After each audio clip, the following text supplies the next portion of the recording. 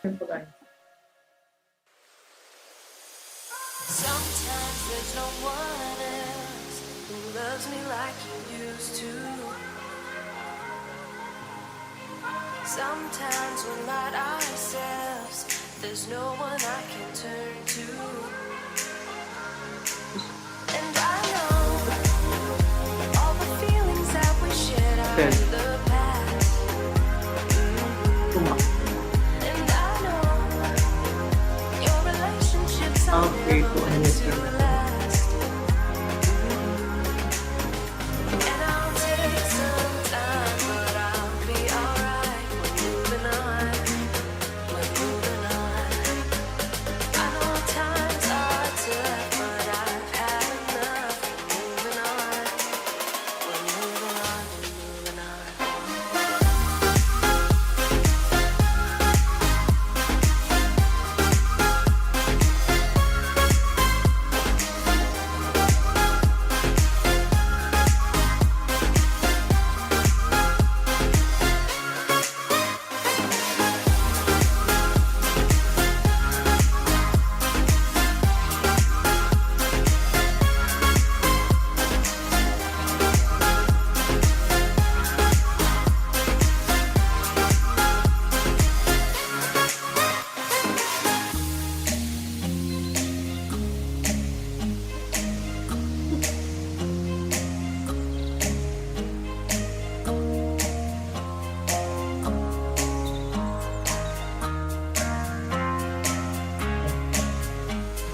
Dapat ka din siya bukasa mo. Who loves me like you used to. Sometimes we're not ourselves. There's no one I can turn to. And I'll take some time, but I'll be alright. We're moving on. We're moving on. I know time's hard to left, but I've had enough. We're moving on. We're moving on. We're moving on.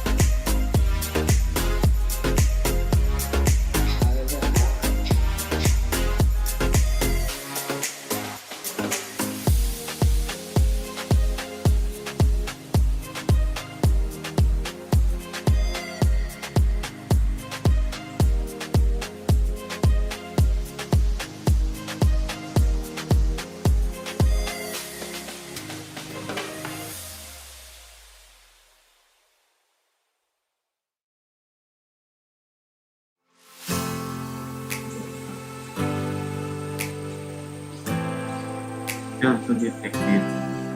Minsan yung zoom talaga yan na.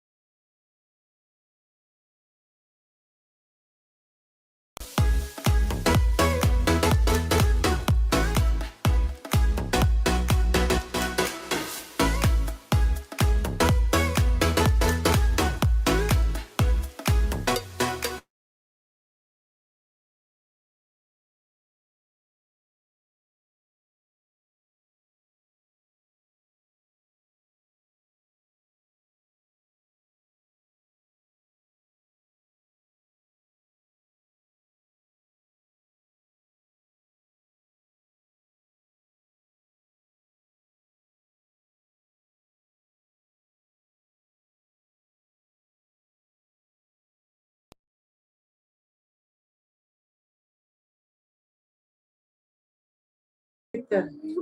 Ayaw niya talaga.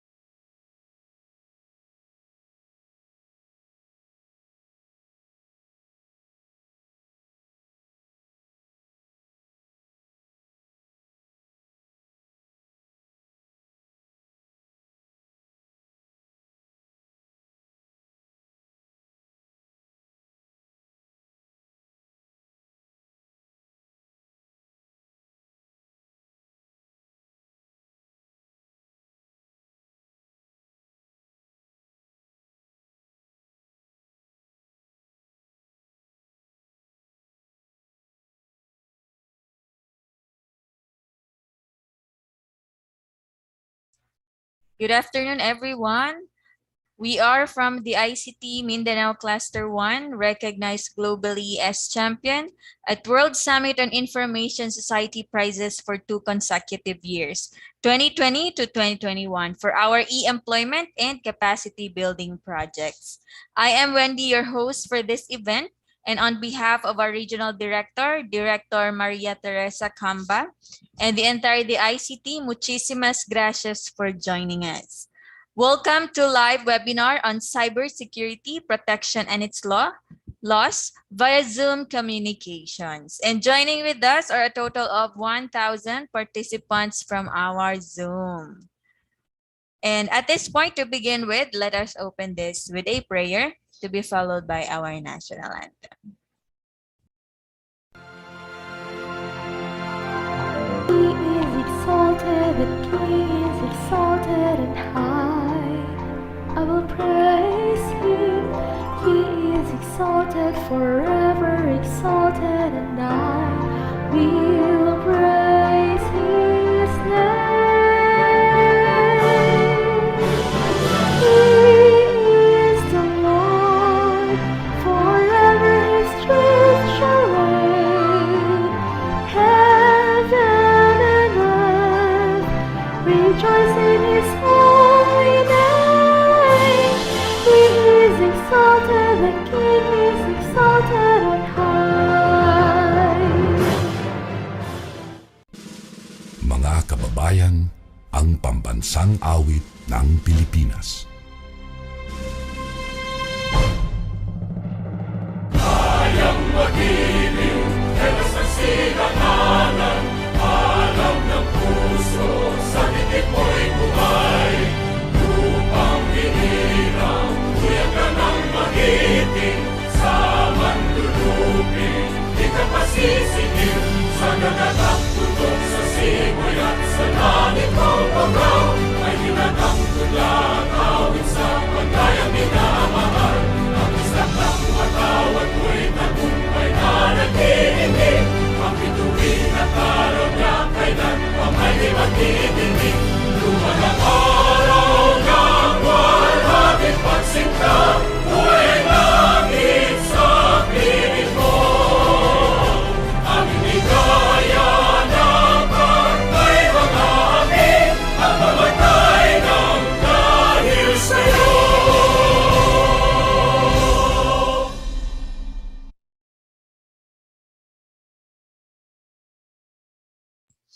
All right, so once again, good afternoon. So to formally open this webinar, let us welcome to give the opening remarks the Assistant Regional Director of the ICT Mindanao Cluster 1, Engineer Paulette Guevara. Take it away, Ma'am Paulette. Hi, good afternoon, everyone. Good afternoon to all of you who are here present. And I would like to welcome all of you for this 2-day conduct of cyber security, cyber crime protection and laws webinar. October actually is the month of cyber security. Hence, the DICT with the Cluster 1 have been conducting several webinars to increase the awareness and appreciation of the public in the field of cybersecurity. Because of the pandemic, our reliance and presence in the digital have greatly increased. Therefore, it is also important to be educated about the risks and how to mitigate them. I would like to acknowledge our resource speakers for this webinar, Police Master Surgeon Marisa M. Pili, and of course, Attorney Gerald Vincent Sosa.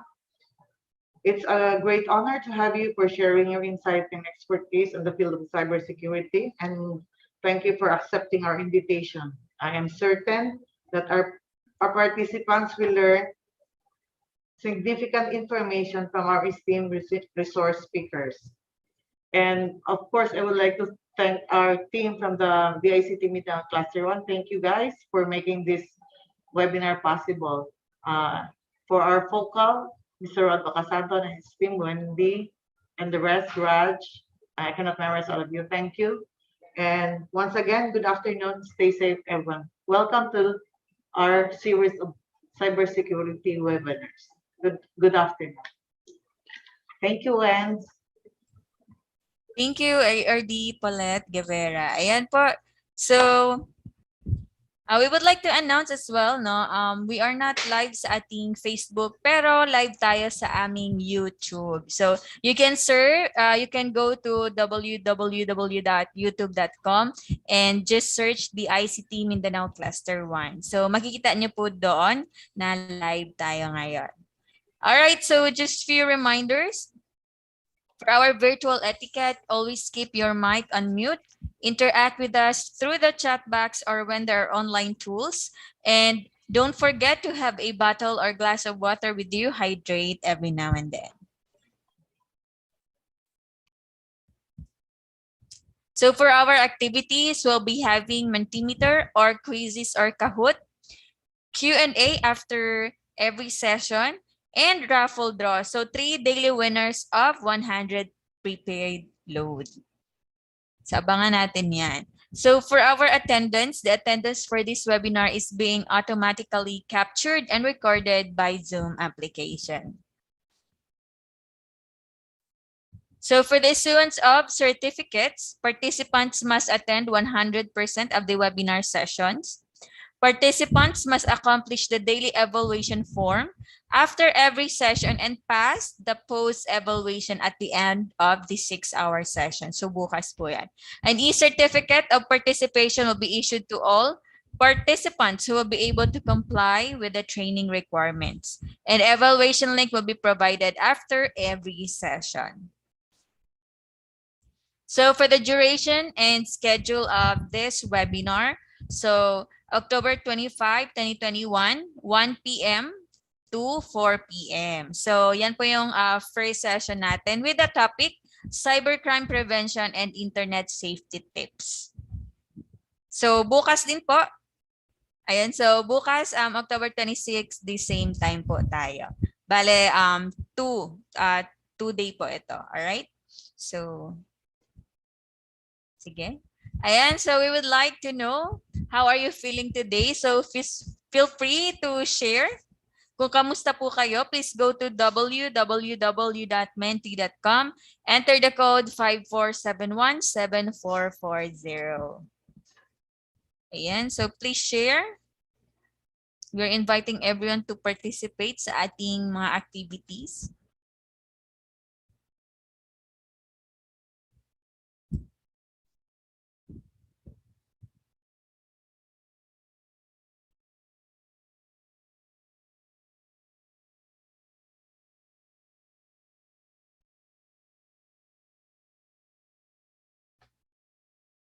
Alright, sige.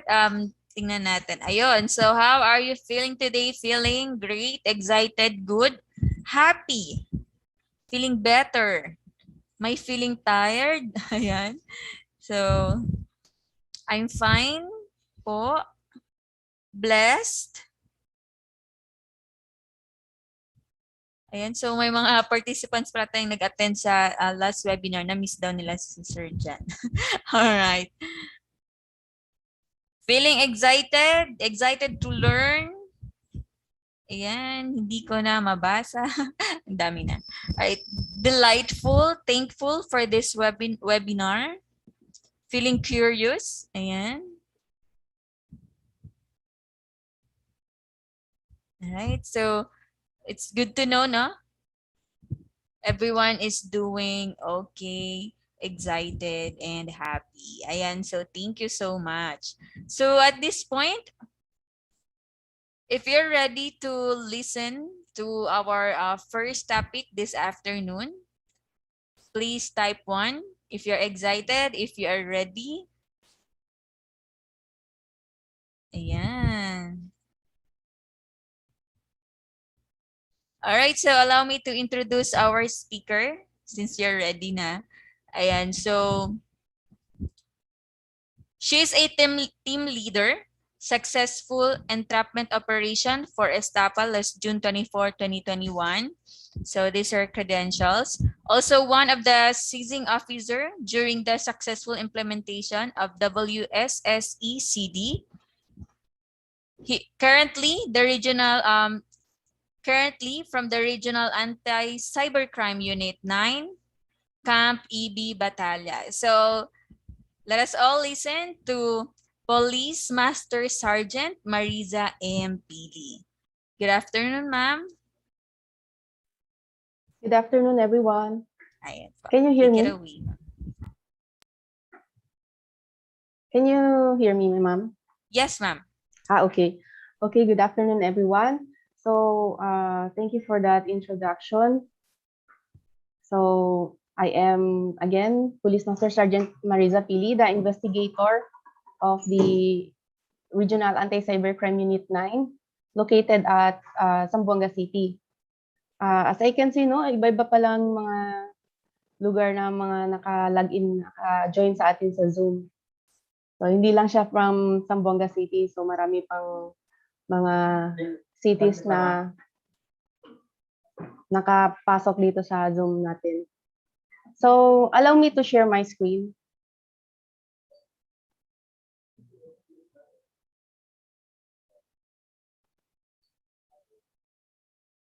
Kita po ninyo dyan, ma'am? Yes po, ma'am. Okay.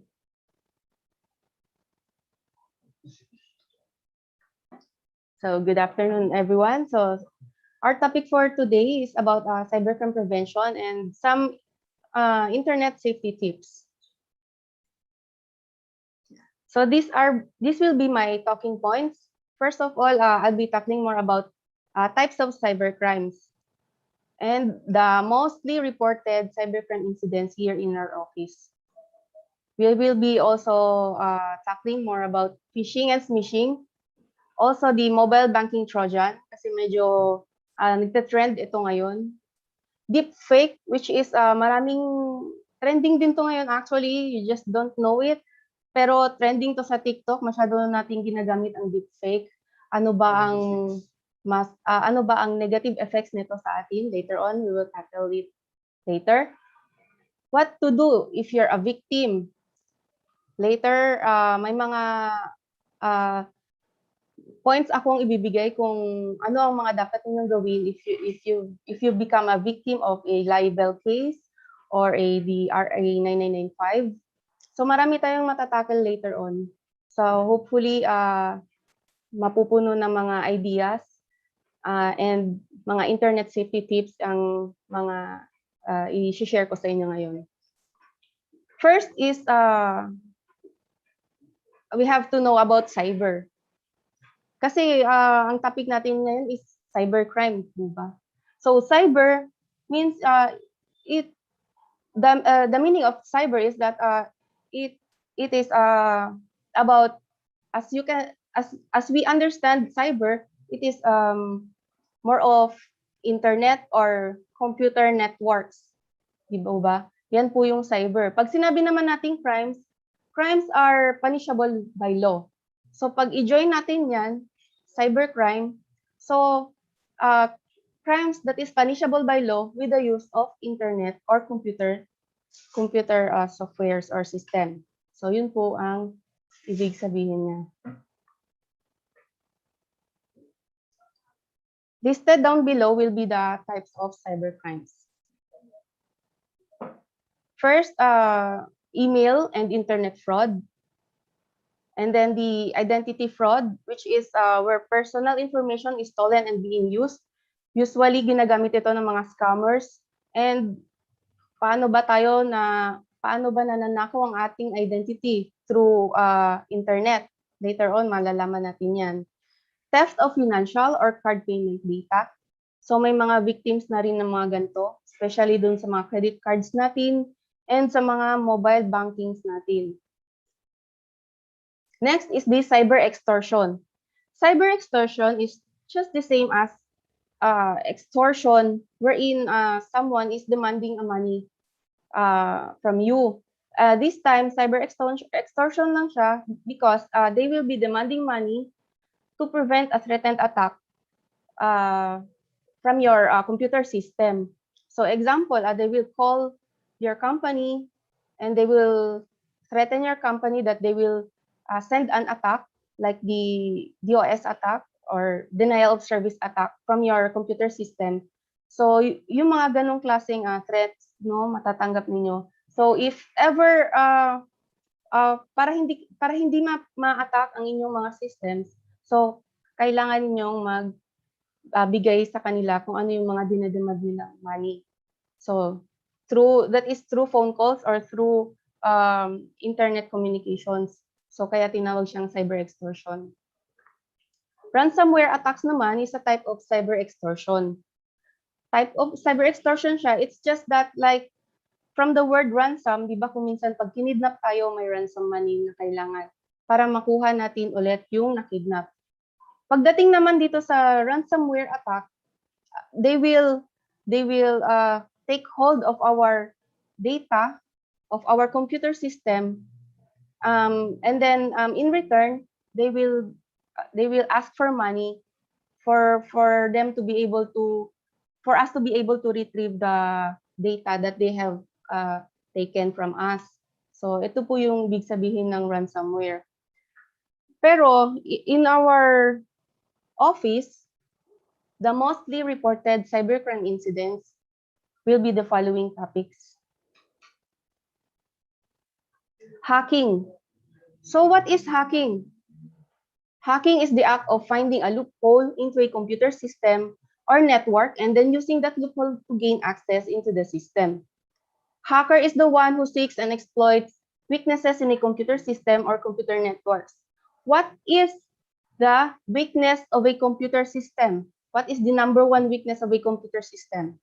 Di po ba ang passwords natin?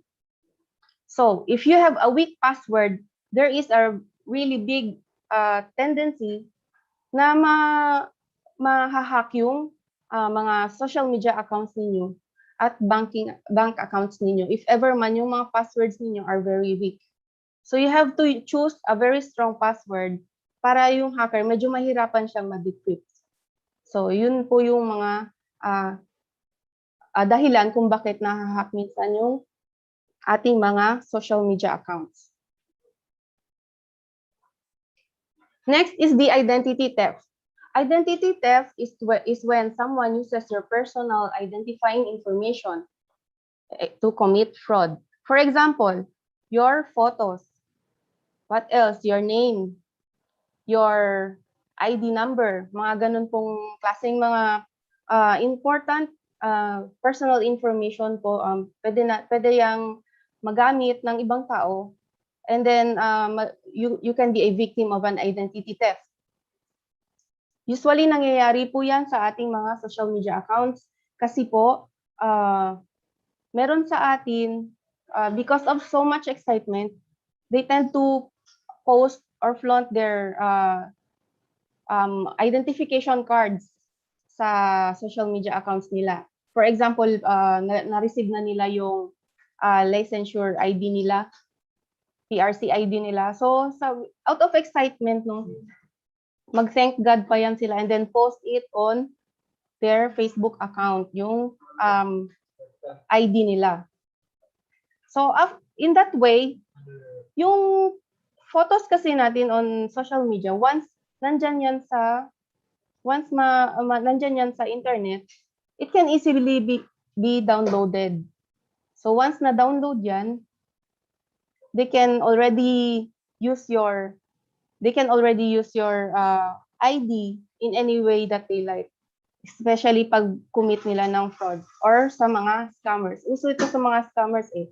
Once makuha na nila yung identity mo or makuha na nila yung ID mo, they will pretend to be an online seller and then they will use your credentials or ID to entice people to buy stuff from their online stores, and after that they will post your identity stating na sila yung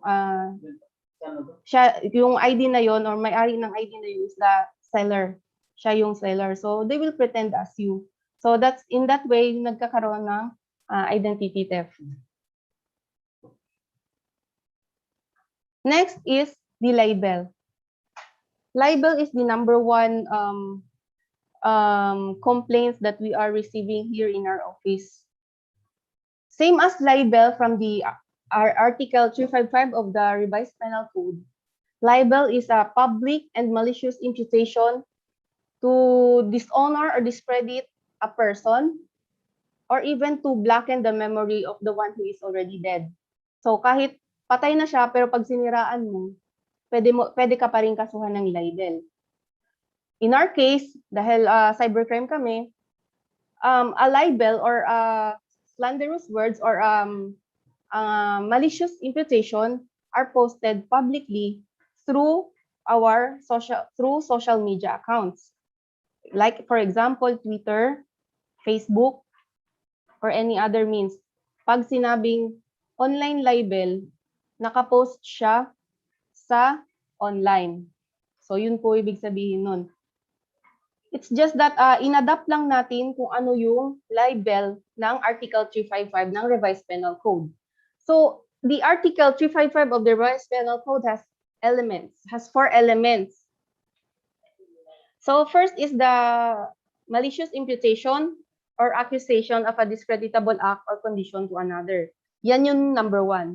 Kailangan may malicious imputation. Halimbawa, sinabihan ka dyan ng kabit or sinabihan ka ng rapist, na-post ka sa Facebook and sinasabing rapist ka. Yan. Malicious accusations yan siya. Second is that dapat nakapublic siya. Publication of the imputation. Nakapublic po. What if, may nagtanong, what if kung ang post is naka-friends of friends lang po siya? Considered po ba siya naka-public? Actually po, mako-consider pa rin siya as posted publicly as long as there are 3 witnesses lang na mag-claim na view nila yung malicious accusations against you. So, kailangan lang natin ng 3 witnesses. So, kahit hindi siya naka-public, kahit naka-friends of friends lang siya, pwede natin siyang ipasok sa isang element ng libel, which is the publication of the imputation. So, third is that the identity of the person defamed. Of course, kailangan the identity of the person defamed is identifiable. Hindi pwede yung patama lang, hindi pwede yung pasaring lang, hindi pwede yung parinig-parinig lang. Kailangan identified siya. Kasi, how can you claim na napahiya ka if you are not identified in that post? Diba? So, kailangan ma-identify po kayo. Ma-mention yung name nyo, matag kayo, or there are any clues leading to your identification. Like for example, sasabihin nila, yung principal ng gantong school. So, iisa lang naman ang principal ng kada school natin, di ba? So, at least, in that way, ma-identify na natin kung sino yung person na tinutukoy nila. So, the identity of the person defamed, that is number 3. And the last one is that we have to make sure that there is an existence of malice. Pero yung existence of malice na yan, once there is a malicious accusation, which is untrue, and then there is the intention to dishonor or discredit your person, so existence of malice is already given. Nandun na yun siya. Next po is that the sextortion din. So sextortion refers to a form of blackmail in which sexual information or images are used to extort sexual favors from the victim. Social media and text messages are often the source of the sexual material and used to threaten their victim of sharing sensitive information to others. Usually, ang mga nagiging victim nitong sextortion na to are also victims of the RA 9995. So, ano po yung RA 9995? Ito po yun, the Anti-Photo and Video Voyeurism, wherein indecent pictures or videos saved in a computer or mobile device. And then, it was saved or recorded without the permission of that person. And then, capturing an image of the private area of a person without the latter's consent. Usually, sila rin yung mga nagiging victim din ng sextortion. Paano mangyari yun? Example, you have a textmate or a chatmate, and then you get along well, or let's say, naging kayo online, naging magjowa kayo online. And then after that, sasabihin ng lalaki, to prove to me your love, you have to take off your clothes. Show me your, diba, ganun. May mga ganong klaseng offer kasi, parang dare. If you really love me, you have to send me nude photos. Like that. So, syempre, ito namang mga unguided individuals natin, especially mga teenagers, once hindi ninyo yan sila nag-guide, there's a tendency na talagang they will give in to the sexual favors of their chatmates or yung jowa nila. So, in that way, magsisend sila ng nude photo dito sa kanilang chatmate. And after that, once the chatmate receive the photo, isa-save yun kaagad nila sa kanilang device bago pa yun i-delete ng sender.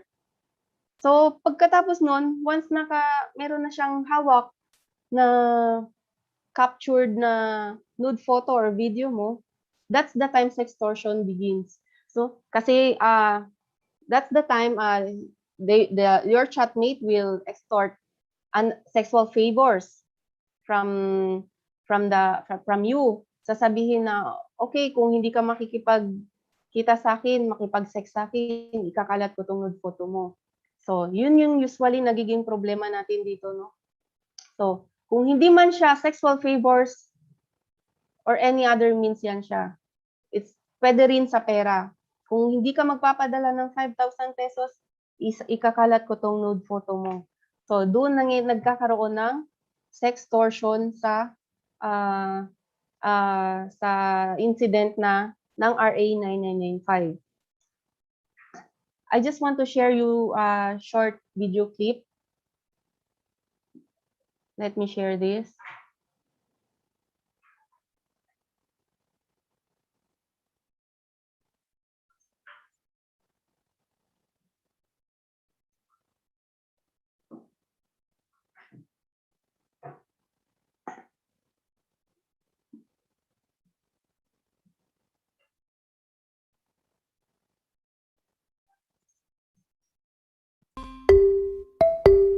Kita po?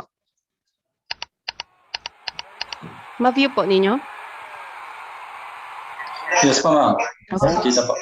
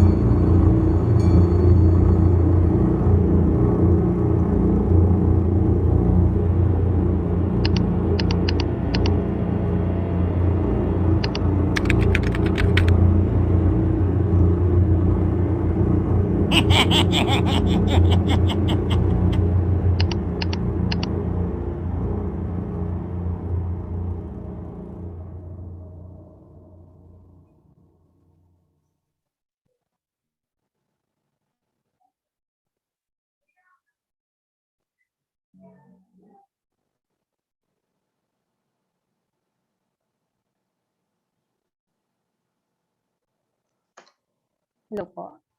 So, yun po ang isa sa mga examples natin ng sextortion, di po ba?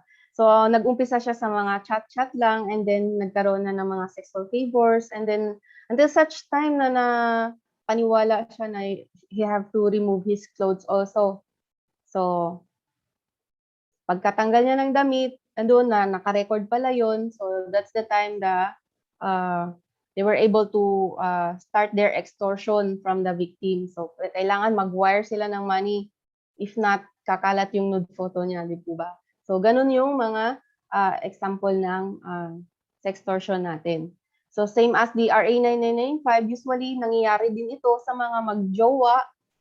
Once they have fallen out of love na, tapos yung lalaki is masyado pang insisting to pursue their relationship, so di siya maka-move on. So minsan ito yung ginagamit nila para ma-blackmail ka, blackmail sa'yo para sabihin na kung iiwan mo ako, I will send this to your family and friends. Ganyan, para masira ka, para wala nang ibang magkagusto sa'yo, para hindi ka na mapunta sa iba. So to the point na lahat na ano ng mga friends and relatives mo malalaman nila yung mga ganyan. So syempre nakakahiya, di ba? So kung minsan ito pa magiging dahilan na matanggal ka sa trabaho. So we have to be more careful in dealing with strangers on Facebook, especially kung hindi naman natin talaga kilala. And of course, mas maganda we have to guide our young ones kasi ang pinaka bata na victim ng RA 9995 na nahawakan ko is 12 years old.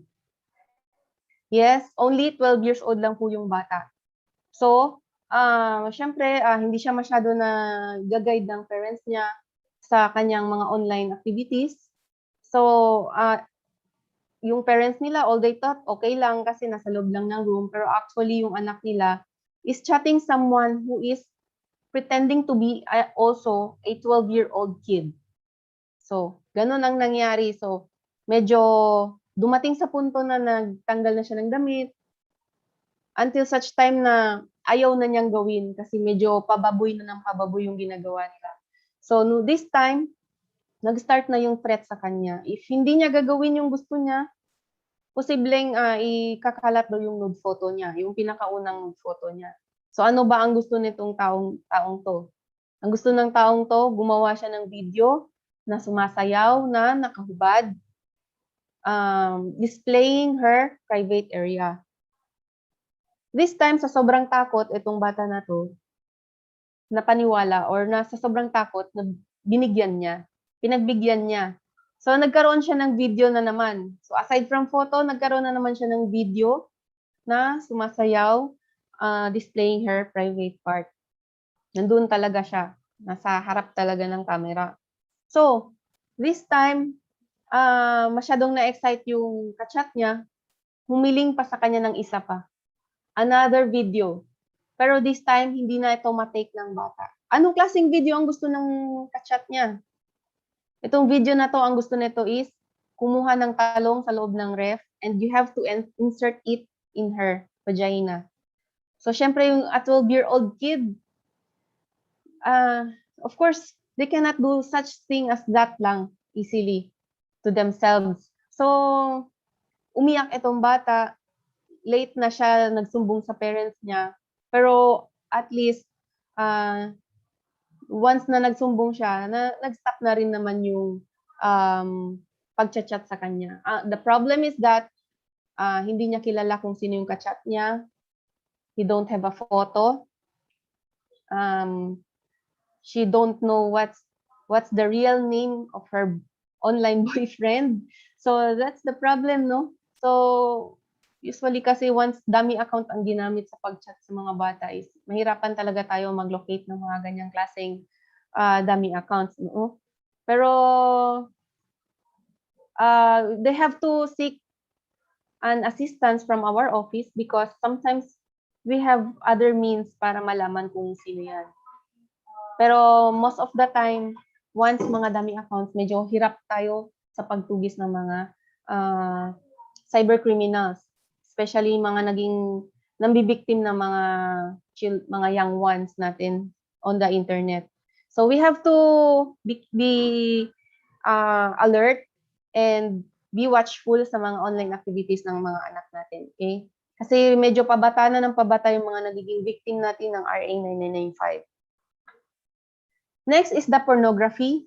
Cyber pornography is the act of using cyberspace to create, display, distribute, import, or publish pornography or obscene materials, especially materials depicting children engaged in sexual acts with adults.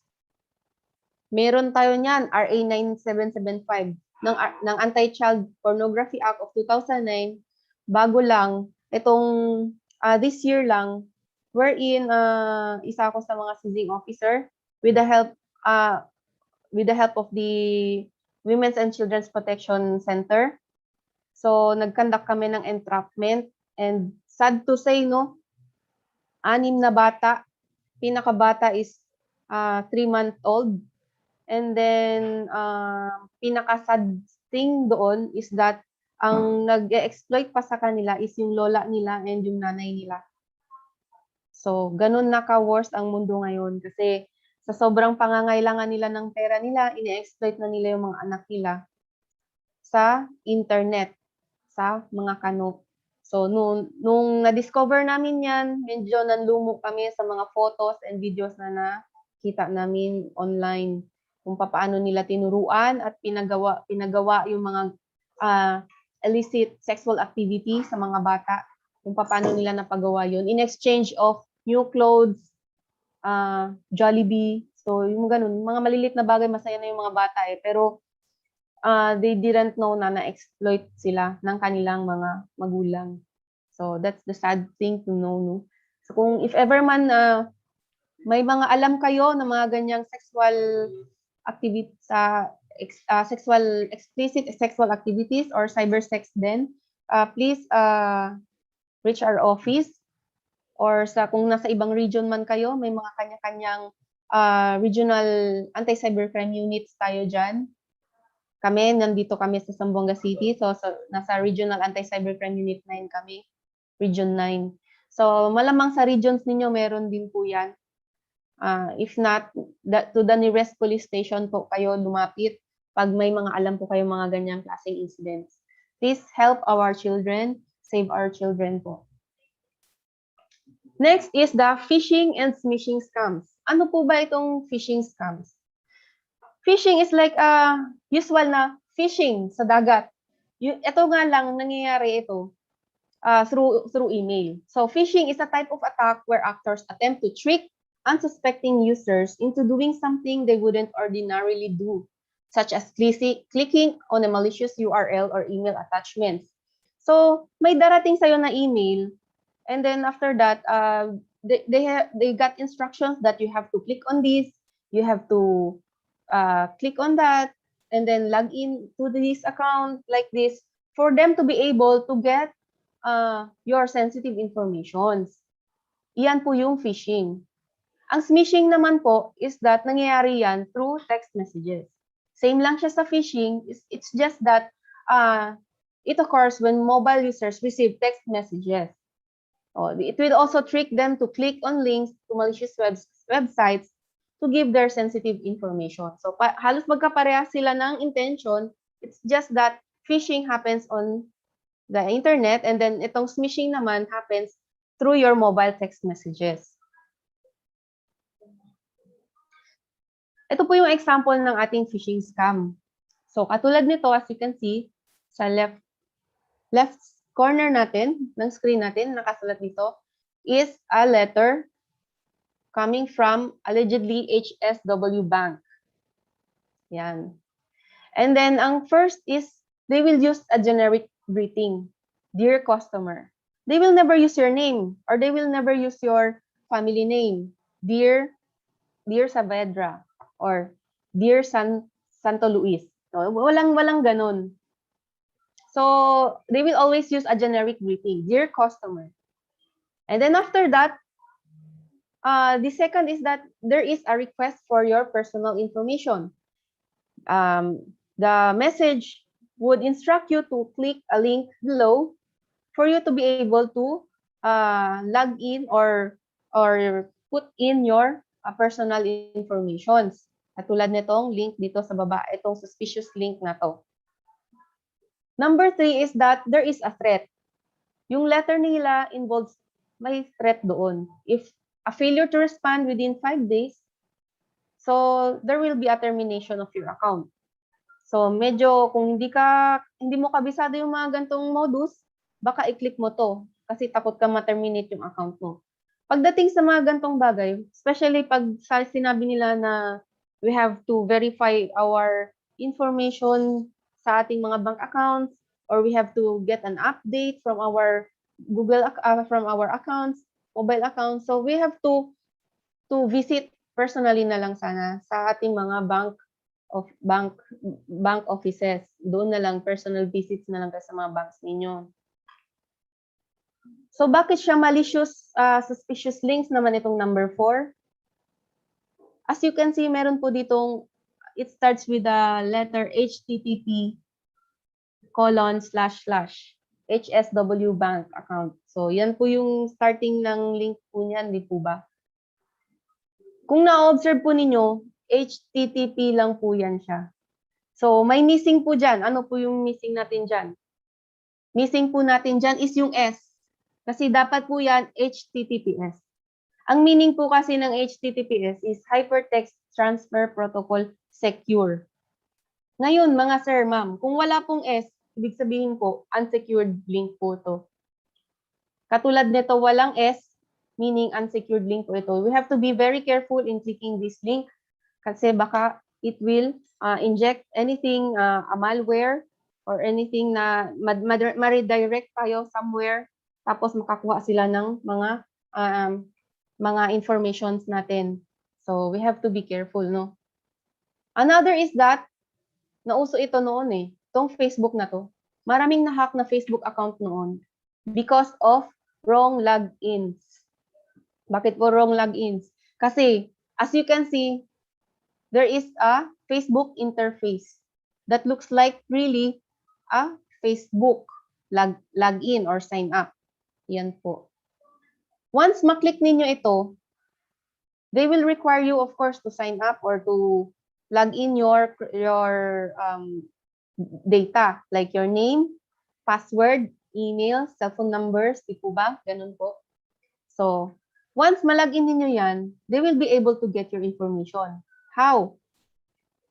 As you can observe dito po, hindi po ito yung web link talaga ng or URL talaga ng Facebook. Kasi ang Facebook is www.facebook.com lang siya.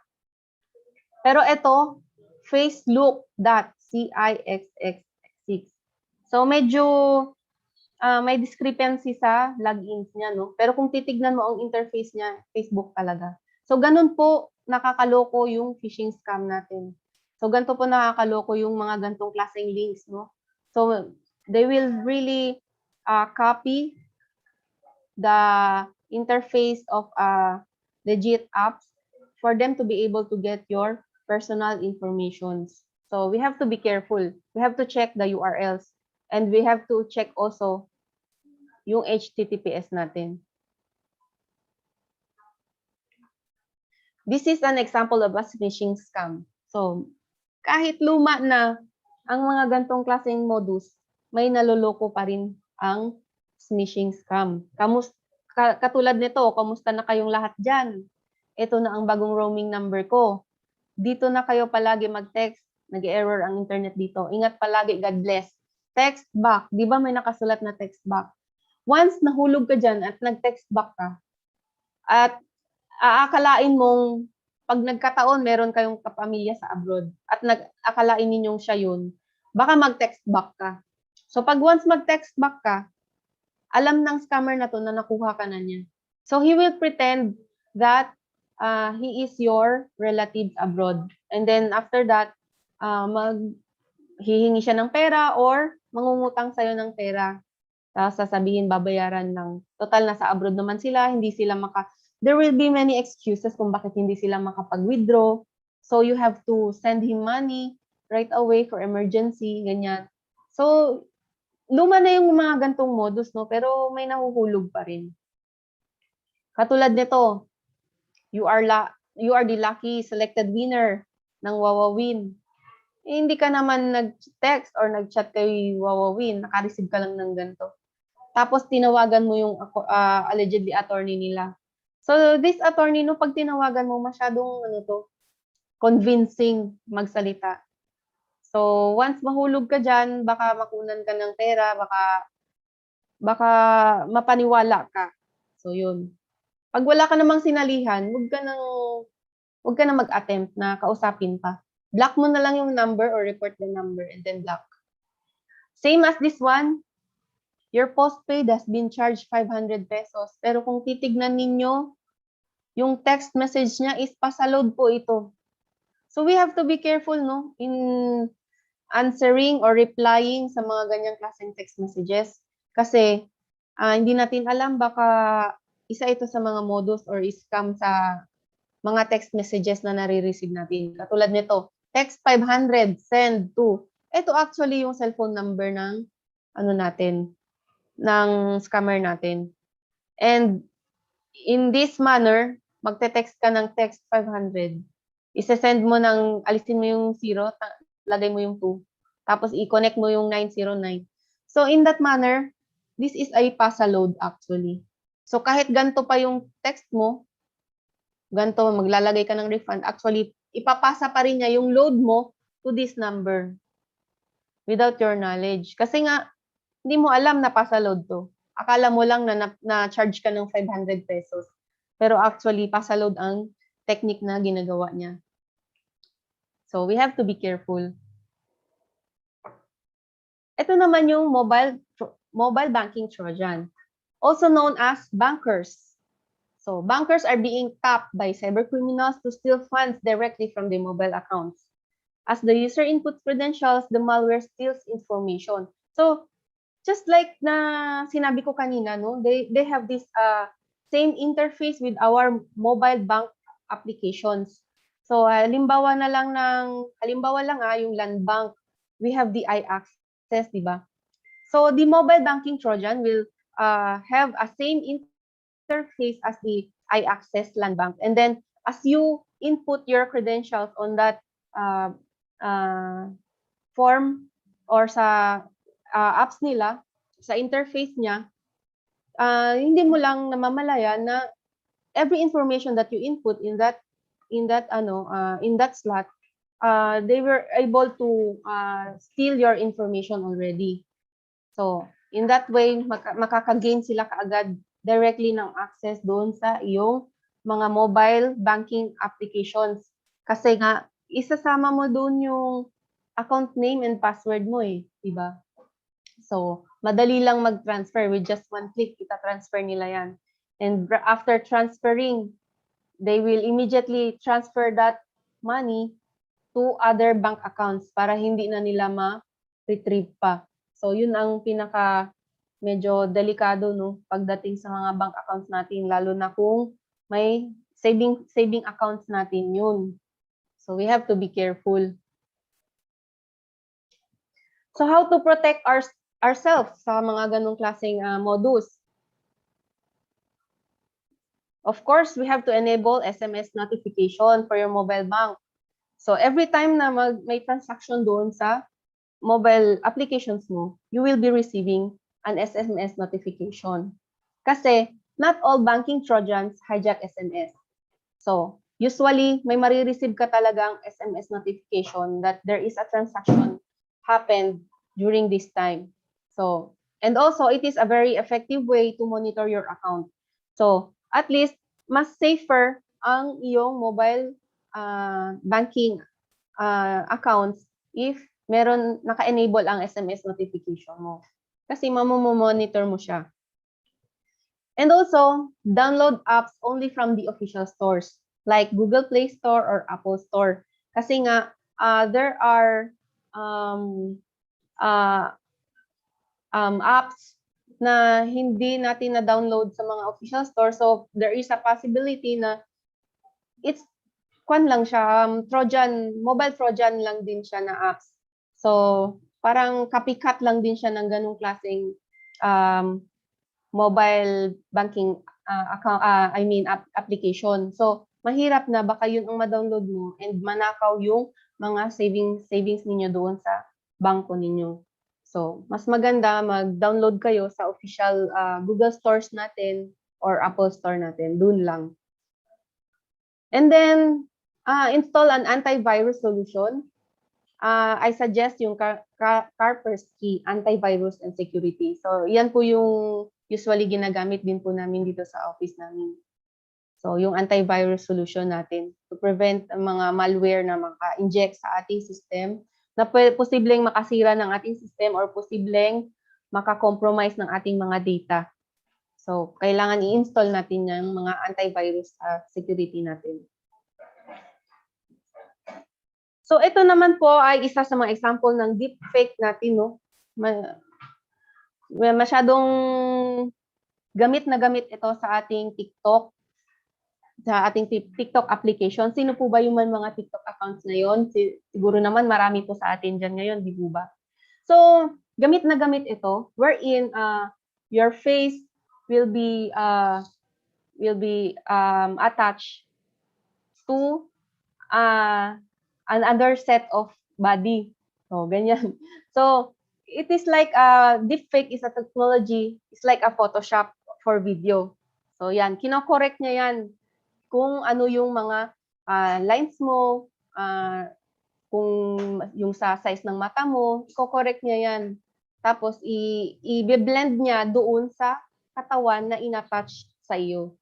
So, masyadong mahirap yan ma-detect yung deepfake technology na yan. Pero, bakit ko sinama yung deepfake na yan sa isa sa mga posibleng maging problema ng cybercrime? Because deepfake are being used in some of pornographic sites. Kasi yung mga pornographic deepfakes can threaten or intimidate and inflict psychological harm on individual na mga magiging victims nila. Kasi sometimes they will attach your face to a nude body and doing some illicit sexual behaviors or sexual acts.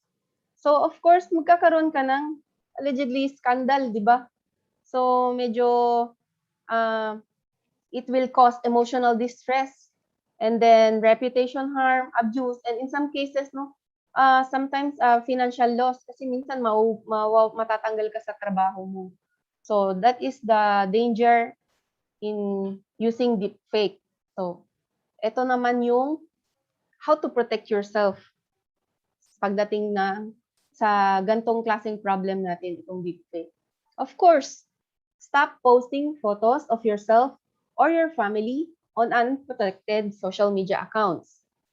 Second is, always use caution when uploading photos of yourself to public sites. Especially pag gumamit kayo nitong mga deepfakes na mga applications nito. Madami ito actually, pero deepfake lang talaga ang term na ginagamit sa kanya. Kasi parang ifo-photoshop niya yung face mo doon sa video na yun para mag-blend siya doon sa katawan mo.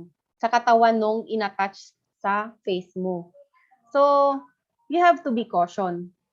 No? And then make sure you maintain a high level of security on all your electronic devices. Of course, kailangan meron pa rin kayong mga passwords. And then, pag mag-download kayo ng mga apps, be sure na updated ang inyong mga anti-malware. Mga ganun na security. And then, share to your family and friends about the risk of posting images on social media. As you can see dito sa photo na to, di ba? Ito yung original photo, yung may nakasando pa siya. Ito rin yung original face niya. Pero using deepfake, kung nakikita ninyo, naka-blend in talaga yung face niya doon sa body, sa naked body ng tao na to. What if this is you? What if this is your face? Diba? Masyadong delikado para sa atin, para sa trabaho natin, para sa reputasyon natin, diba? So medyo mahirapan tayo ma-detect kung alin ang fake at alin ang original dyan. Good thing na dito sa office namin meron kaming forensic examiner. There is a big possibility na ma-detect natin yung pag photo or video kasi may editing naman dito yung forensic examiner natin. So, medyo madugo nga lang ang magiging proseso na yan, pero mas maganda, iwas-iwasan na lang natin ang paggamit ng mga ganyang klaseng applications, deepfake, kasi you are allowing them to use your face in any way that they like. And then, what to do if you're a victim of online libel? First, you have to check what social media account was used. It's either Twitter ba, Facebook ba, or TikTok ba? Sa TikTok ka ba siya na-bash or nasiraan? Pero most of the time, ang ginagamit is Facebook. And then, check the elements of libel. Check ninyo kung kumpleto yung elements ng libel. Kung naka-public ba siya? Kung may malicious imputation ba? Na-mention ba ang name mo? Or makikilala ka ba during that time na nag-post siya ng mga malicious imputations? Check ninyo yung elements of libel. Third is that i-identify ninyo kung sino yung creator ng post na yun. Kasi sometimes the post has just been forwarded or shared lang. So you have to check the identity of the creator mismo ng post kung ma-identify siya. And if identifiable siya, that's the time you have to do the screenshot. Ang screenshots na to, for the meantime lang yan. Yung kayong mag-i-screenshot, for the meantime lang yan na hindi pa kayo nakakapag-report sa police. Pero tuturuan ko kayo kung paano ang proper way ng pagkuha ng screenshots ng isang Facebook account. If ever man nakapost siya sa Facebook. Kasi usually, di ba, na-libel tayo doon sa Facebook. So, how to capture using PDF file? So, ito yung pinili ko yung PDF file kasi wala kayong tools to use katulad na meron sa amin. Pero at least, in this way, kumpleto to siya. Paano siya magiging kumpleto? So, I will share it to you.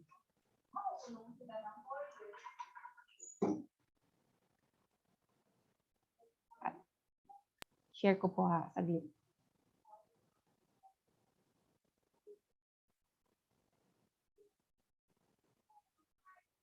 Ito, nakashare po ba?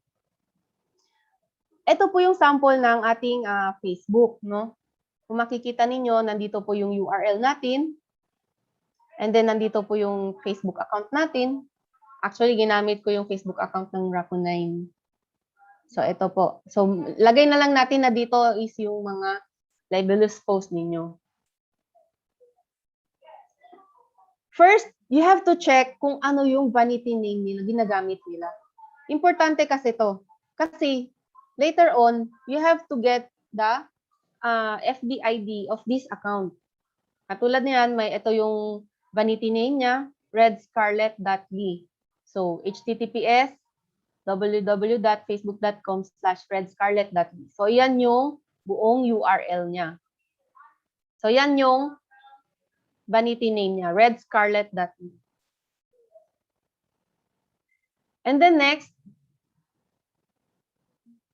ikakopy nyo lang po itong buong link niya. Yan. Yung buong link na yan. Ito kung halimbawa, ito yung Facebook na nag-post ng libelous post against you. So, if ever man, ito yung link niya, ikakopy nyo lang po ito.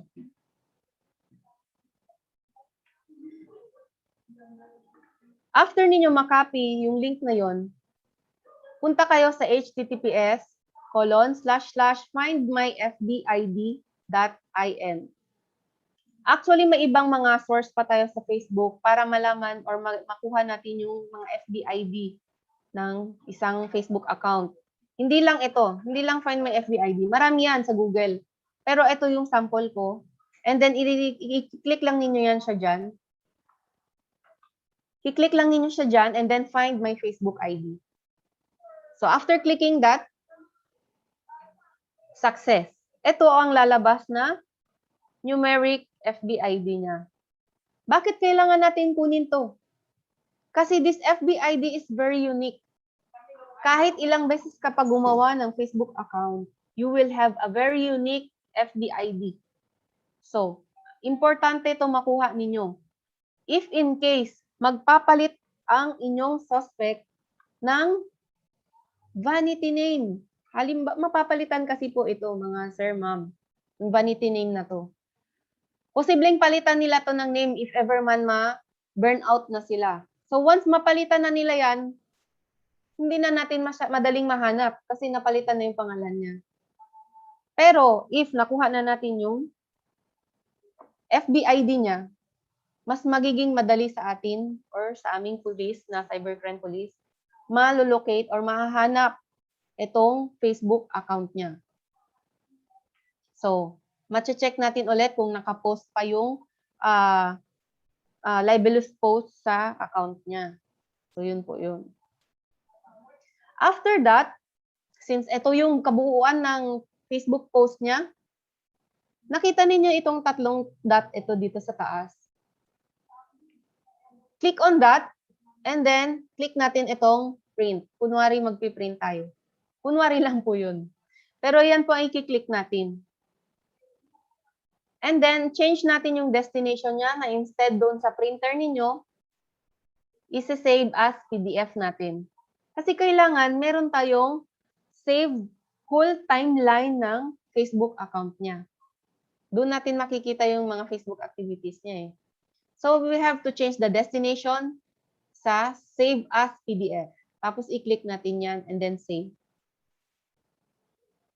Once i-save natin yan, ilagay natin yung mga file name na gusto natin. Like katulad nito, kung ano yung Facebook account niya, Facebook name niya, yun yung ginawa kong file name. And after that, save. Once ma-save natin, ito na yung PDF file. Pag in-open natin yan, kamukha talaga yan siya ng Facebook account nito na nandito sa screen natin. So, yan po ang best way para save tayo ng isang Facebook account. Kasi makikita natin yung whole timeline niya, and then makikita rin natin yung vanity name niya. Nandoon din po yan. So, at least may idea kayo kung paano kayo magsisave or mag-i-screenshot ng isang libelous post. Hindi yung mag-i-screenshot lang sa cellphone ninyo. Wala siya masyadong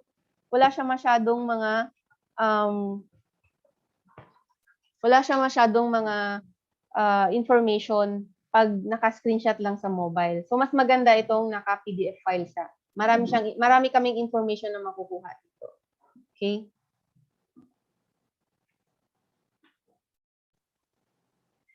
So let's go back to our slide.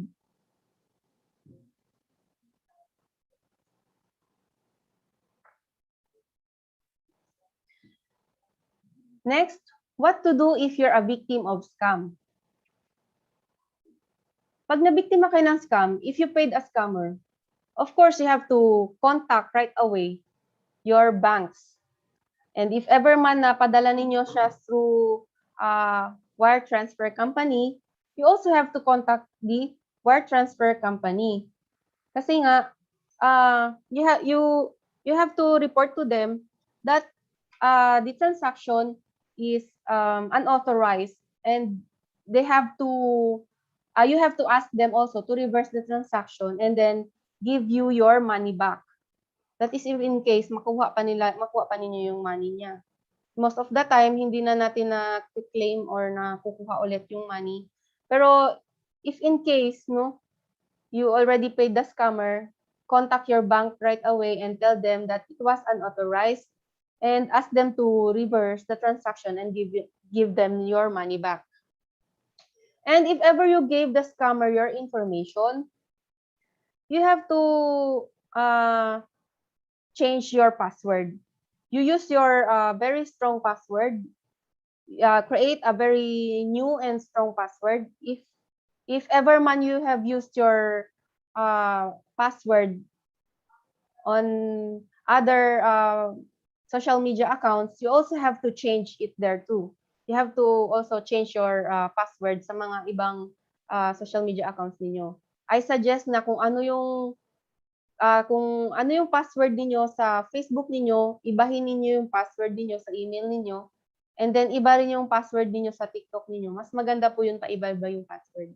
Kasi kung same password lang ang ginamit ninyo sa email and then sa Facebook and other accounts, malamang mas madali kayong ma-scam or mas madaling ma-hack yung Facebook, yung mga online accounts ninyo. So next, if ever man the scammer have access to your remote access to your computer, so i-check ninyo yung security software ninyo. You have to update immediately your computer security software. And then run a scan and delete anything na you think identifies as a problem. So you have to check muna, no, dapat marunong kayo mag-run ng inyong mga antivirus. You have to run a scan for it to be able to detect kung ano yung mali doon sa computer ninyo. If ever man the scammer takes control of your number, huwag kayong dediretso sa amin, sa police. Contact your service provider. Kasi sila ang may hawak ng mga cellphone numbers ninyo. Hindi naman yung police. Hindi rin kami may hawak niyan para mag-trace. Hindi rin kami ang may hawak para mag-detect kung nasaan ang location nila. So, mas maganda, if ever man the scammer took control of your mobile number, contact directly your service provider. Globe, Smart, kung may dito na kayo, dito, doon. And then, gather all necessary documents before reporting it to the police. So, of course, kailangan, if ever man, pag bangko ninyo ang concern dito, you have to report it to your bank fraud division. Get some papers, necessary documents, before kayo mag-report sa amin. Kasi mas mabilis ma-hold yung accounts ninyo pag nakapag-report kayo directly doon sa bank ninyo bago pa kayo re-report sa amin. Kasi usually ang nangyayari, once ma-compromise yung bank accounts ninyo, dumediretso kayo sa police. Hindi naman namin Nagmamadaling umuwi si Hindi Mang namin Raymond. Wala siyang hold- cash. Kaya hindi namin hold yung bank accounts ninyo. So, hindi namin ma-hold yan, hindi namin mapipigilan ang pag-release ng money sa bank account ninyo. Kaya I advise you to visit your banks immediately. Ipa-hold niyo yung account at yung money na nandoon sa meron sa bank accounts ninyo. Kasi bago kayo pupunta sa amin. Kasi kailangan namin ng mga documents from the bank fraud division. Aside from that, kailangan din ninyo i-contact right away or immediately yung inyong service provider kasi most of the time, yan yung nakakonect sa ating mga mobile banking applications, diba? Cellphone numbers natin. So, yun. So, I'll be showing you a short video clip of a victim of a scam para medyo may ma-learn naman tayong lesson dito sa naging sitwasyon niya.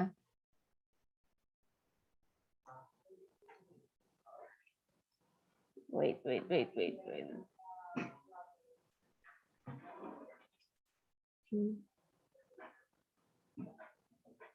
Ito po.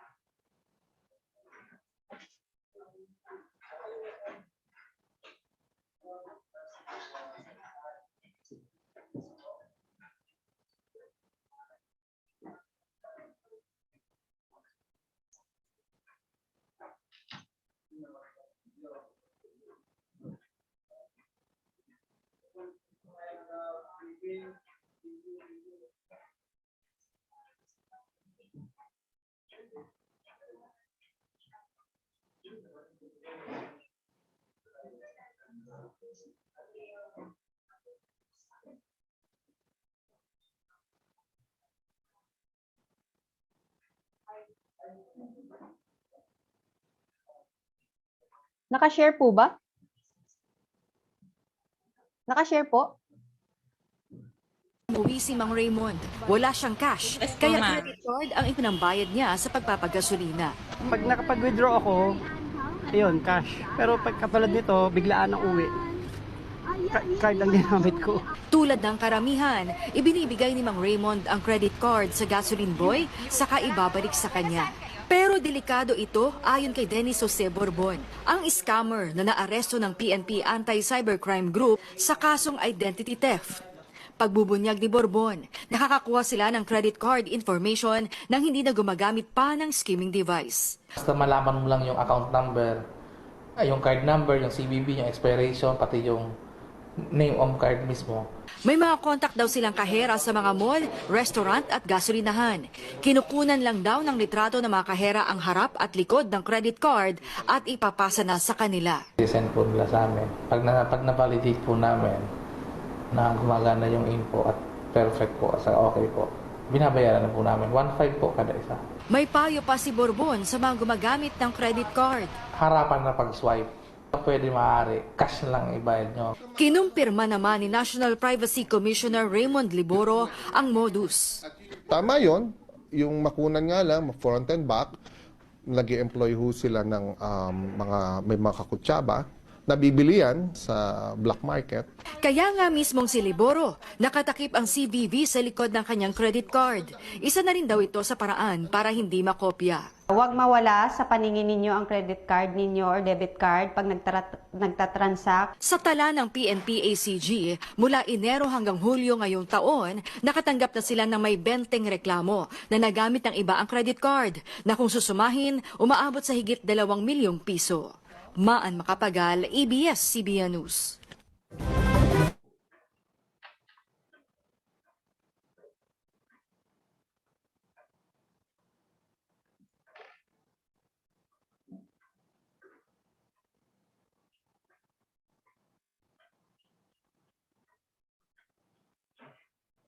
So yun po no, ang mga naging isa sa mga problem natin. Pag hindi natin masyado nababantayan ang paghawak ng ating mga credit cards, posibleng mapicturan yan front and back. Pwede nang ma-wipe out ang ating mga savings sa loob ng ating credit cards. So also you have to check your credit cards and banks and other financial accounts for any unauthorized charges or changes. If there are any, if you see any changes, report them to the company or institution or sa bangko ninyo para maiwasan natin yung masyadong malaking damage na mangyayari. So next, how to avoid being scammed. Pagdating sa mga online stores, ganyan, mas maganda always choose COD, cash on delivery. Wag na natin hintayin yung magbayad muna tayo and then before nila isa-send yung item natin. Kasi usually, once scammer yan, wala talagang darating na item doon after natin mabayaran ang isang item sa online store. And then, if ever man you choose COD, be sure na you have to check first before aalis yung rider. I-check muna ninyo kung tama yung item na natanggap ninyo. Kasi minsan, o-order tayo ng cellphone, darating sa atin is box lang pala. So, may dumating nga, cash on delivery nga, pero hindi naman tama yung item na nasa loob ng box. So, if ever man cellphone ang dumating, kailangan i-check ninyo kung tunay ba na cellphone ang nasa loob ng box natin. Tulad niyan, we have to be more careful, no? Kasi iba-iba na yung mga modus operandi na lumalabas ngayon pagdating sa mga pangi-scam ng tao. Information, especially online. And then, don't hand over your credit card to anyone, just like what we saw kanina. Inabot lang niya doon sa gasoline boy, and then yung gasoline boy inabot doon sa kahera. And most of the time, kasabwat ang mga kahera pagdating sa mga ganyang credit card fraud. So, we have to be careful. Don't entertain unknown callers or messages. Halimbawa, may biglang tumawag sa inyo na nanalo kayo ng something and you have to for the process, you have to send money for the processing of the papers. So, mga ganyan. So, isa yan sa mga scam, no? Nanalo ka na nga, igagastos ka pa. Yun. And then, if ever man you need any updates from your... Saan tayo? Nawala tayo. Saglit po ha.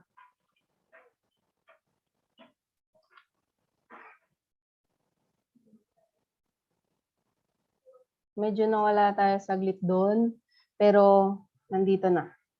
Okay, resume. And then update only directly to your banks. Mas maganda, you have to visit them personally. Wag din yung tawag-tawagan lang kasi kung minsan nagkakaroon din ng lapses yung mga banks natin yung mga sumasagot ng calls natin. So mas maganda, you have to visit the banks personally. And then avoid clicking on unsafe links katulad ng sinabi ko kanina, especially yung mga HTTP lang, wala yung S kasi unsecured link po 'yon. And then, don't give your OTP. Ano ba itong OTP?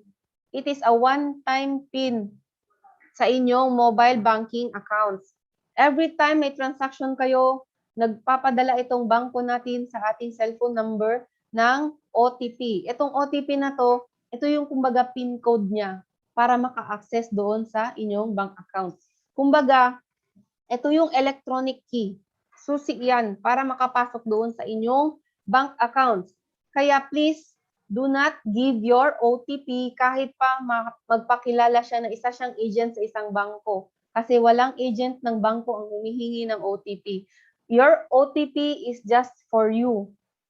That is your personal number. Hindi yan binibigay or hindi yan sinishare sa iba. Pag may humingi, huwag ninyong ibigay. Scammer yan. Okay? If the offer is too good to be true, then it is not true. Usually, may mga offer dyan sa Facebook na mga relo. Buy one, take one with just 500 pesos. Usually, hindi dumadating yung mga ganyang relo. Lalo na pag payment first needed. No? Kaya mas maganda avoid na lang natin ang mga online transactions or online shoppings. No? Mas maganda doon na lang, punta na lang tayo sa mall, makikita pa talaga natin siya in actual kung ano yung item.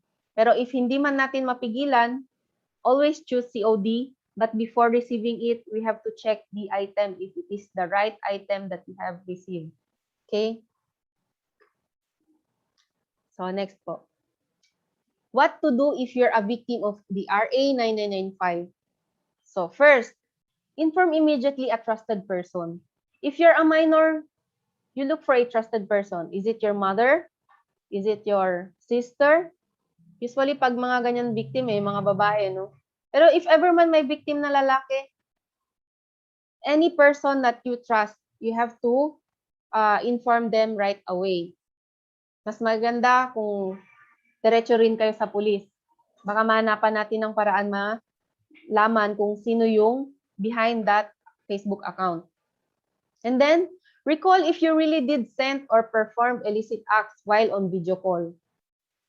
Alalahanin mo, isipin mo kung nakagawa ka ng isang illicit acts, if ever man pinahubad ka, isipin mo, nung video call niyo, naghubad ka ba talaga? Kasi kung wala naman, there's nothing to worry. Pero pag if ever man you did something illicit while doing a video call, there's a big possibility na meron siyang screenshot nun or meron siyang screen recording nun. Remember, ang mobile phones natin, may screen recording yan. While we do our video calls, we can screen record it. So, magse-save yun after nag-end ang call natin. So, be careful. Hindi natin mamamalayan na nagre-recording sila. If a nude photo or video was in the cybercriminal's possession, report it immediately to the police. Once nag-send sa'yo ng screenshot ng nude photo mo or nude video mo to threat you for something else, sasabihin na, eto, meron akong screenshot. Kung hindi ka magpapadala ng pera ngayon, kakalat ko to. Isa yun sa mga evidence na talagang meron siyang, he has the possession of a nude photo or video of yours. So you have to report it immediately to your nearest police station. And then, never delete private conversations. Lahat ng mga conversations ninyo ng suspect natin, wag ninyong i-delete kasi ang nagiging problema natin dito during the investigation, we usually find out na itong bata or itong victim already deleted her previous conversations from that guy, from that suspect. So, yun ang magiging problema. How can we justify facts if ever man deleted na yung mga previous conversations niyo? So, mas maganda and advise them not to delete all their conversations from their messenger or from their mobile phones. And then, don't give what the criminal wanted from you. Kasi, hindi lang yan isang beses na hihingi. Pagbigyan mo yan ng isang beses, hihingi at hihingi ulit yan sa'yo. So, mas maganda na wag mo na lang talaga siyang bigyan. Anyway, hindi mo rin naman mariretrieve na yung nude photo mo dun sa kanya dahil meron na siyang kopya nun. What matters most is that ma-report mo siya sa police and mahanapan natin ng paraan paano natin mahuli ang cybercriminal nito. Next, how to avoid being a victim of the RA 995. Of course, if you're a mother, you have children, always monitor your child's online activities. Hindi porket nasa room lang ang anak natin, tahimik lang doon sa loob ng room, nagkukulong, is safe na siya. Remember, mas dangerous ang ating cyber world, no? So we have to monitor our child's online activities. Baka kung sino na ang kachat niyan at baka kung ano na ang ginagawa niya online. Next, avoid entertaining strangers on social media. So, alam naman natin yan, no? Malit pa tayo, sinasabihan na tayo ng parents natin, huwag kayong makikipag-usap sa hindi ninyo kakilala. It also applies here in our cyber world. So, don't entertain strangers on social media kasi most of them, nagpapanggap lang talaga yan sila. Don't trust someone based on profile that they displayed. Katulad ng sabi ko, yung isang victim ko na 12 years old, ang kachat niya pretended to be 12 years old too. So actually, ang kachat niya is nasa 30s na ang age nung kachat niya. Ang profile pic lang niya is a picture of a 12-year-old boy. Pero actually, 30s na siya. Kaya niya napaikot talaga yung ulo ng 12 years old na victim. So don't trust someone based on the profile that they displayed. Yung mga photos nila and mga informations na nilalagay nila sa Facebook accounts nila. Next, don't send nude photo or video. That is a very no. Huwag kayong magpapadala ng nude photo or nude video sa kahit kanino pa man. Kahit pa man yan asawa ninyo, ang kachat ninyo. Kasi there are times na nag-report sa amin dito na ang pinadalhan lang niya ng nude video niya is yung asawa niya. Sad to say is yung Facebook account pala ng asawa niya is na-hack. So iba na ang holder nung Facebook account ng husband niya. Tapos nagpadala siya ng ganung video. Kaya kung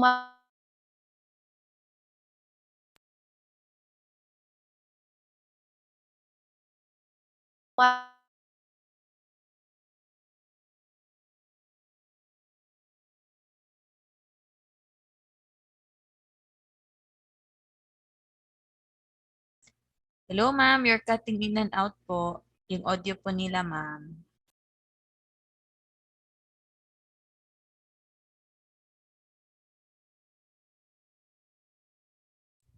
No audio po as of this moment.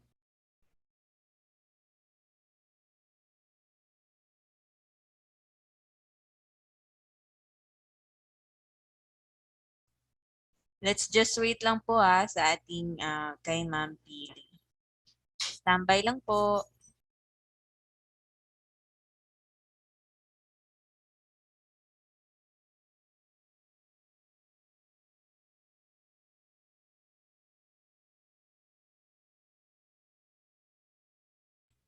Alright, so while waiting kay Ma'am Pili,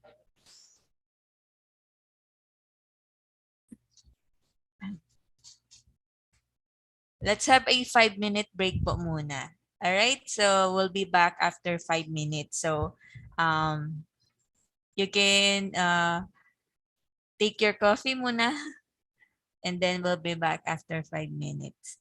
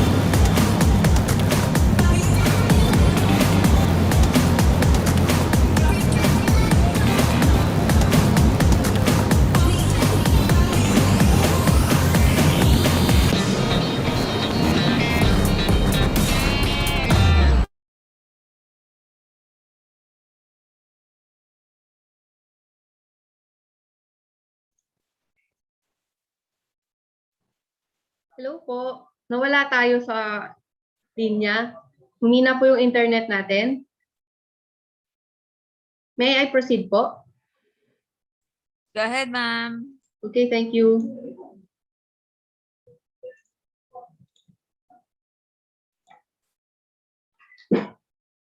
So, ito po yung dito tayo na-stop dito ba? Oh, you have to turn off your camera if you're doing something in private. Kasi sometimes, habang nag-video call kayo, hindi mo napapansin na bibihis ka na pala, kita ka pala doon sa camera, and you don't know na baka nag-i-screenshot na yung video call mo. So, we have to be very extra careful po pagdating sa mga ganyan. And then, if ever man po, may mga na nagte-threat sa inyo, na meron silang nude photo or nude video ninyo, mas maganda reject it and block. Yun po ang isa sa mga magandang i-ano natin. Kasi baka po meron dyan na nagsasabi lang na meron silang nude photo mo pero wala naman. If you believe na you don't have a nude photo or a nude video from that person, mas maganda reject and block na lang yung number na yun. Yung person na yun. Kasi toxic lang. So, isa rin po ito sa mga important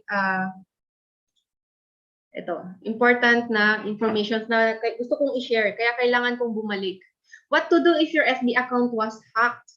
Mas maganda po ma-screenshot po natin ito ngayon. If your account was hacked, please use this FB self-serve tools in order to recover your account by clicking this link. So you have to click this help link ng Facebook account for you to be able to gain again the access from your hack account. Yan. If ever you have no longer access to your email address listed on the account, please go to this link. So ito naman po yung ibang link na ito. If ever man po na pinalitan na ang inyong email ad doon sa inyong FB account, and then you cannot anymore gain access from using your old email account, so you have to click on this link. And then this is a link to report abusive content on FB. If ever man medyo abusive na yung content na yun, click nyo lang po itong report na to. And then to activate your two-way factor authentication, mas maganda po ito na if ever man may mag-login po sa inyong Facebook account from the other device, magkakaroon po ng notification kayong marireceive kasi there is a two-way factor authentication. Magbibigay ito ng code para doon po ito para maka-access po ito sa inyong Facebook account. So kung wala po silang code na from your two-factor authentication, hindi po sila makakagain ng access sa inyong FB account. So mas maganda i-screenshot po natin ito, no? Para malaking tulong na rin po ito if ever man ma-hack po yung inyong FB account. So I believe last slide ko na po ito. So thank you so much and have a good day. Sana po kahit paano na ihayag ko ng maayos ang aking mga nais sabihin dito sa inyo regarding sa cybercrime. Kasi medyo masama yung pakiramdam ko ngayon, pero at least medyo tumatagal ng salita dito, medyo umu-okay na rin yung pakiramdam ko. Kasi alam kong nakikinig kayo. Sa sobrang dami na, more than 1,000 plus na participants, medyo nakakagaan din siya ng loob. At nandito pa rin kayo kahit medyo may mga technicalities tayo na na-encounter. Maraming salamat po. Maraming salamat DICT and to our Assistant Regional Director. Ma'am, thank you so much po. Alright, so thank you so much, Ma'am Pili. Ayan, very good po na presentation. Alam ko maraming natutunan yung mga participants natin. So, at this point, we would like po to start for the Q&A. Ayan. So, we'll proceed po sa ating first question. Andiyan pa ba si Ma'am?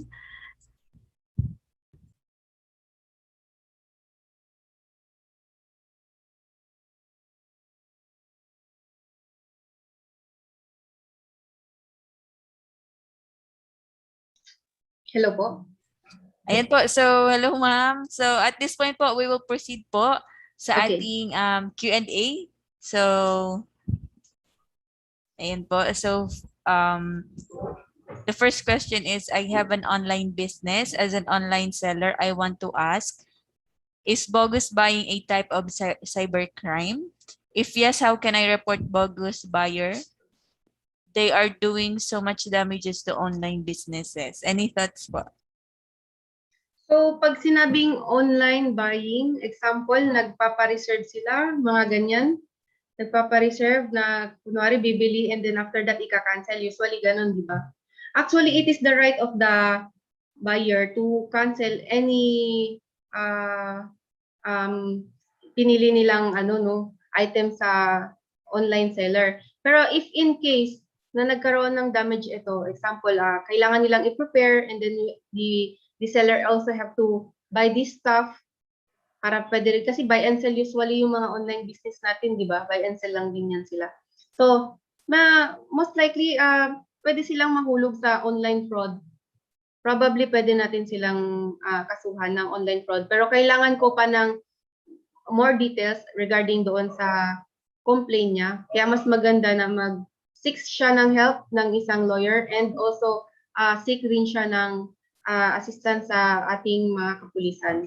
Kasi kailangan din natin ng mga further details din po. Pero usually, pagdating sa online business, tapos nagkaroon ng mga bogus buying, so pwede nating bogus buyer, so pwede nating baka ihulog natin siya sa online fraud. Pwede yun. Alright, thank you so much, ma'am. So, sige, next. I think last 2 questions po. Ayan, so how many years of imprisonment or punishment of libel? If ever man okay. Go ahead, ma'am. Okay.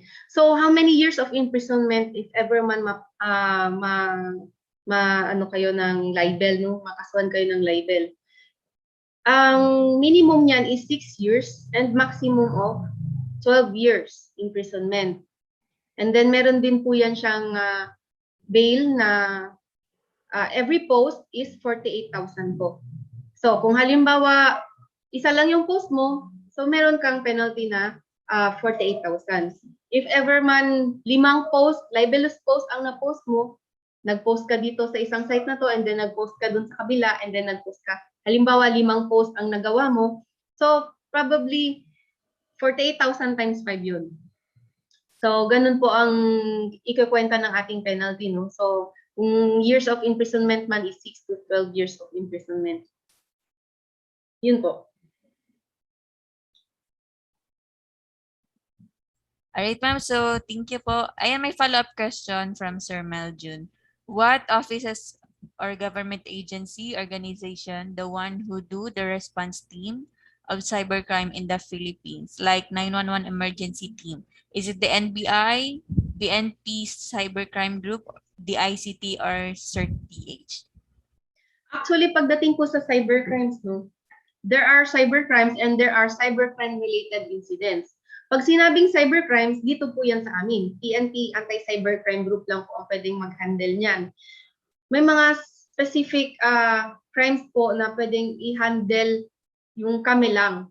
Yung specific na kami lang dapat ang mag-handle. Pero if cybercrime-related cases, like katulad niyang libel, pwede rin naman po yung i-file ng ating mga police stations. So, pwede rin po yan silang pumunta sa PNP Cybercrime and then yung mga screenshots and digital evidences nila is dito lang sa amin i-forward or i-refer or mag-seek lang ang assistance sa amin para mag-screenshot or do the preservation of digital evidences. So, pwede po yan sa PNP Anti-Cybercrime Group, pwede rin po yan sa police stations po natin. Kung ang tinatukoy din po ninyo is NBI, dito po sa Region 9, wala pong NBI cybercrime investigators na available pa po sa kanila. Wala pa po silang ganung available na investigator. So, usually pumupunta po sila dito sa PNP Anti-Cybercrime Regional Office natin or doon sa nearest police stations nila. Pero there are regions na merong NBI cybercrime divisions. So, they have to check their NBI also kung meron silang cybercrime section doon sa NBI nila. Kasi sa Maynila, meron po talaga silang cybercrime section doon. So tumatanggap po sila ng cybercrime related incidents po or complaints doon sa NBI, and nagpo-file din po sila doon sa Manila ng gantong klaseng cases po. Ayan. So, thank you so much, ma'am. For our last question for this session.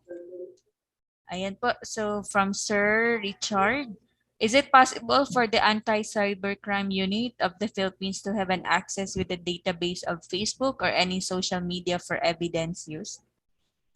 What do you mean access with the database of Facebook? You mean we will be able to gain access to a certain Facebook account po? Ganun po ba, Sir Richard?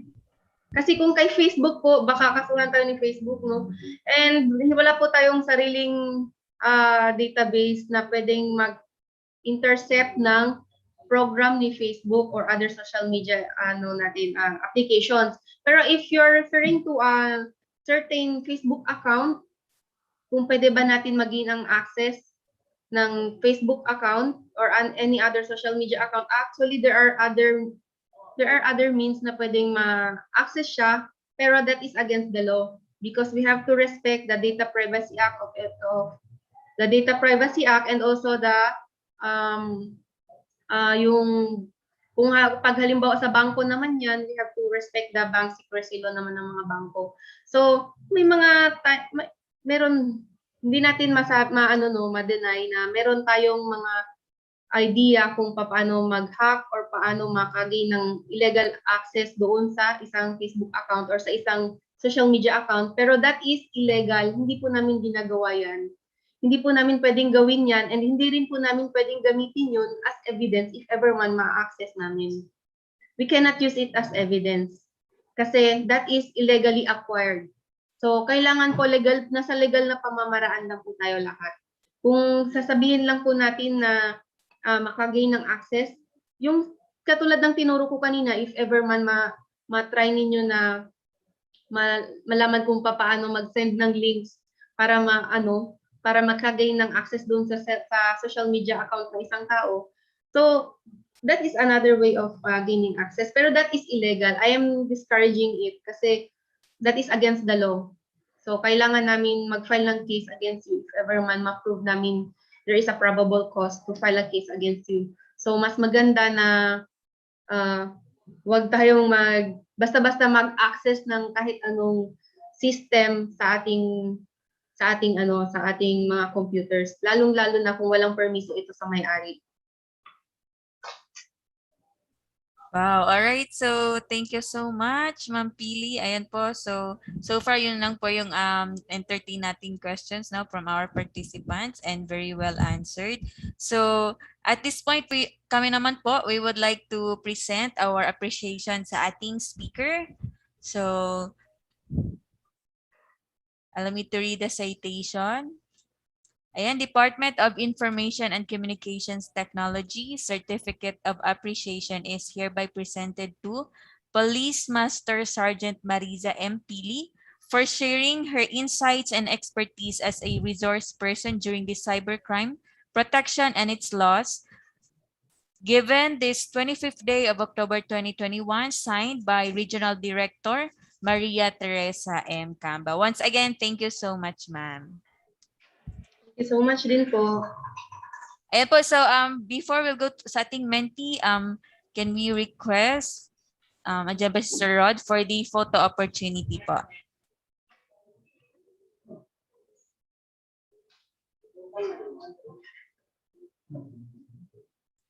Ayan, ready na ba si Sir Rod? Ayun.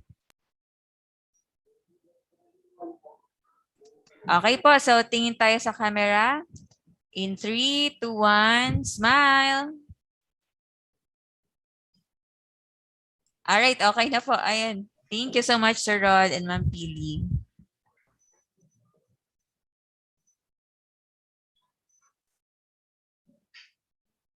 Thank you, Mama Riz.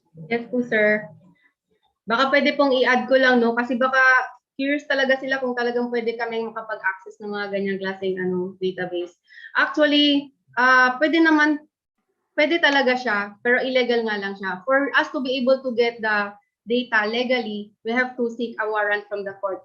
May mga warrant to disclose computer data tayo, And meron din tayong mga warrant to examine computer data if ever man yung device is nasa kamay na natin. Pwede ring warrant to search, seize, and examine if ever man kailangan naming pasukin ang isang bagay or isang bahay. So may mga warrants po tayo. So for us to be able to use that legally, yung mga digital evidences na ma-acquire namin or mako-confiscate namin, we have to seek a warrant from the court.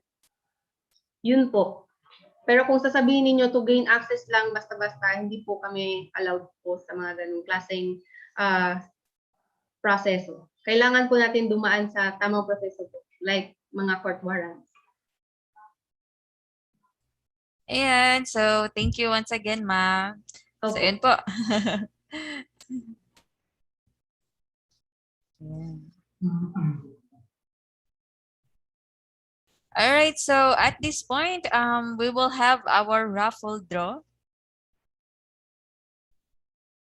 Yan, nababasa namin yung mga chat po nila. So they're expressing their gratitude, no, sa ating speaker. Ayan. Tomorrow po, magkakaroon pa rin tayo ng ating next session. Okay? So, yan. Please type 1 if you want to win 100 peso load card. Alright. So, gusto nilang manalo. Ayan. So, for our first winner, let's spin the wheel.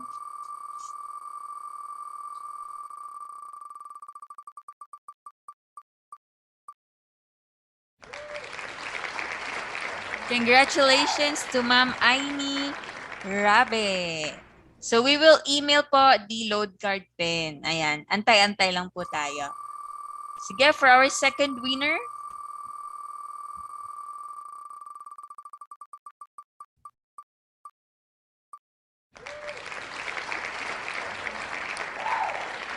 congratulations to Ma'am Geneva Luz Noroña. And for our last winner,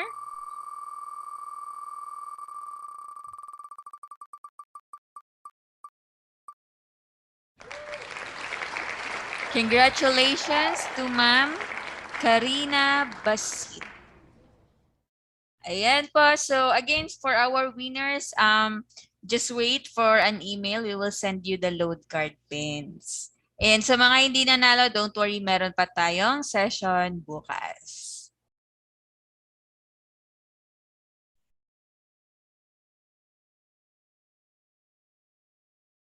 So few reminders before our evaluation form.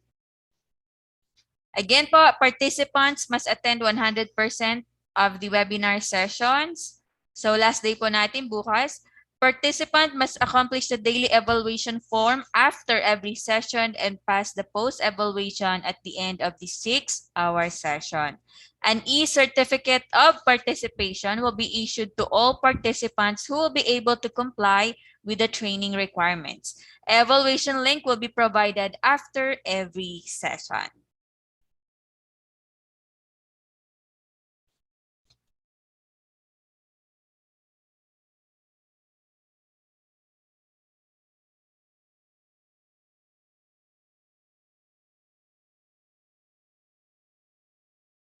Alright, so evaluation link is already posted sa ating screen. Meron tayong word of the day. So we need to make sure that we are giving the correct word of the day sa ating evaluation. Word of the day is protection.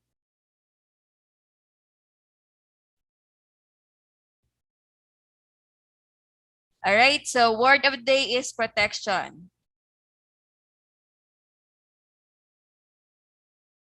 Ayan po, so we need to make sure we are, again, giving out, no, the correct word of the day so that we can acknowledge po yung attendance nila sa ating webinar or sa ating training. So again, word of the day is protection. Evaluation link will be open until 12 midnight only, so please make time to answer the evaluation form. Ayan, so posted na rin yung link sa ating comment box. And thank you so much for joining us. See you po tomorrow at 1:30 p.m. Stay safe po. See you tomorrow. Bye-bye.